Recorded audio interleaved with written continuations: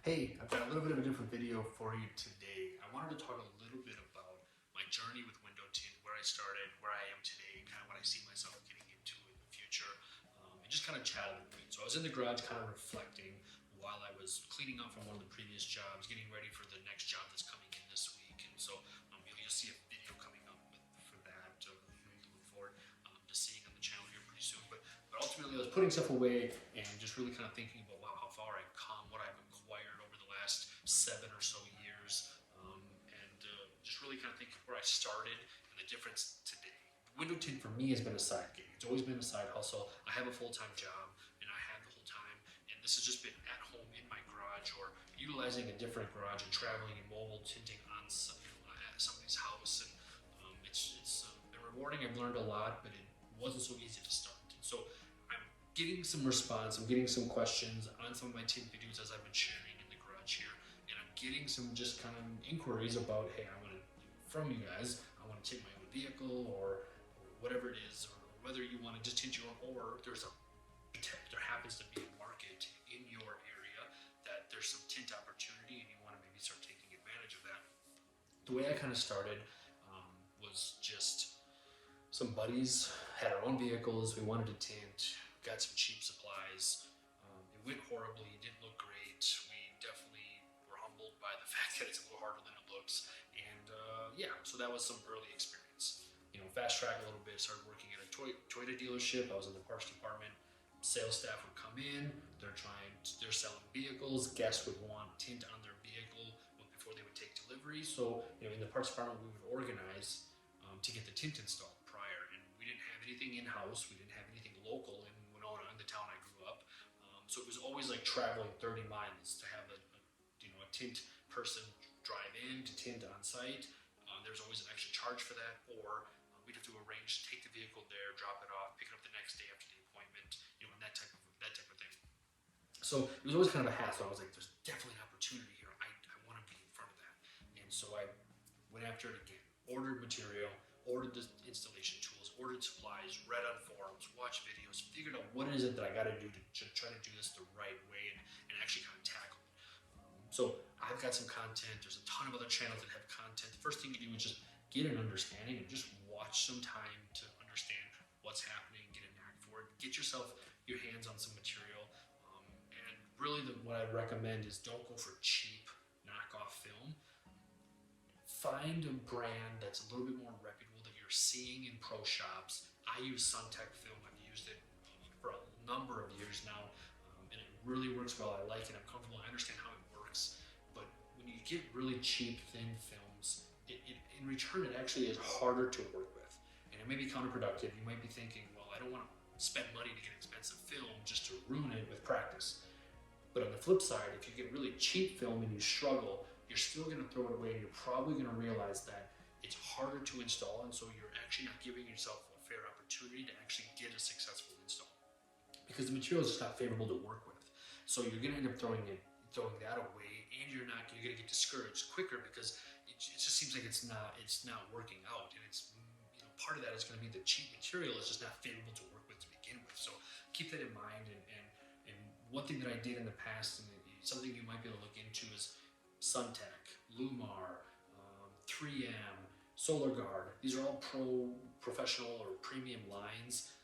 You might be able to just give them a call. I did this a couple of times in the past, and it helped me get started and say, hey, I would like to start installing your film, and I was recommended, from just the Europe premium line. I'd like to try a sample, and I don't know if they're still doing it today. It's been a while since I've attempted it, but early on, we were able to call it, and they'd send us like a 40-inch wide by 20-foot roll of premium film, and for free as a sample. And you could do 2, 3, 4 vehicles or something depending on how you use that or what type of vehicle you're doing. And it's a good way to just kind of get familiar with working with it without fronting the money to buy a full 100-foot roll up front. That might be something you could try. I'm not sure if a lot of dealers are still doing that, but maybe it's worth a shot. You could try. But just get the material, get the tools, watch some videos, try it on your own, try it on family members, try it with coworkers, and that's really what I did to get started. When I first got my materials and my roll of tint, I did my own, did some family members, didn't charge any money. I was just looking for opportunities to get my hands on the from that point to, talk to coworkers. Hey, can I tint your car? I want to do it for free. If it doesn't work good, we'll peel it off, no big deal. If it does work out and there's some imperfections and you're satisfied with it to leave it, great. You got free tint. It's not perfect. I got an opportunity to practice. Win-win. I'm happy. So that's where I started. After a short while, give it a year in, let's say, it was to the point where I was asking for a little bit of money.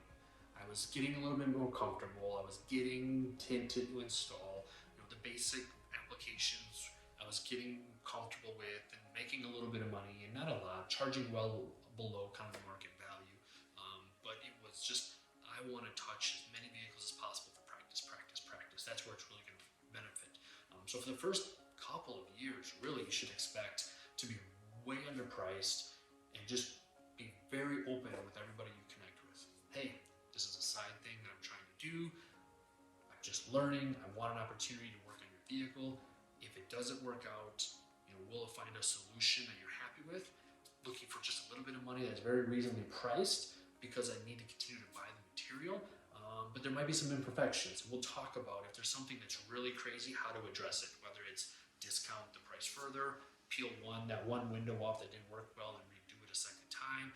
Just work with each person individually, let them know that you're willing to stand behind the work, but up front be completely transparent that I'm still learning and I want an opportunity to practice, and therefore you're going to save some money if you're not looking for absolute perfect. Somebody who's looking for really perfect may not even entertain connecting with you. They're going to go to a reputable shop and they're going to pay the money up front because they're really looking for that perfect, precise. They're very particular on their vehicle. So I don't think you'd really find yourself. But those who are interested in connect with you through word of mouth and just you talk to one person, you do one project, they've got two friends, it just kind of keeps growing from there. And you'll notice that it will happen, pretty quickly if you're just willing to work with everybody. And even though something might not be perfect, they liked the experience and you were willing to help them out and stand behind the work and fix it or whatever. You didn't just do something that didn't turn out very well and then collect some money for it, but then don't ever respond or talk to them again.